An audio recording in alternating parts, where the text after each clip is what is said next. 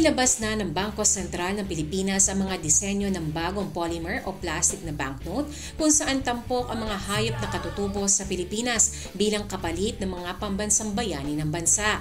Base sa pahayag ng BSP, nasa 70 million hanggang 90 million na piraso ang inilaan para sa bawat 500 pesos, 100 pesos at 50 pesos polymer banknotes.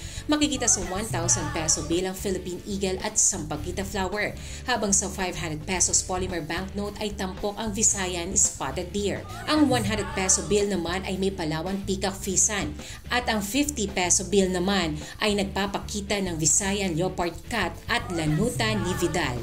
Ang mga bagong polymer banknote ay mas tatagal ng hanggang 7 at kalahating taon kumpara sa papel na napuputol o hanggang 1.5 taon na mas makakatipid dahil hindi na kailangan ng madalas sa pagpaproduce ayon kay Pangulong Ferdinand Marcos Jr. Samantala, nilinaw naman ng BSP na wala silang planong i-phase out ang perang papel.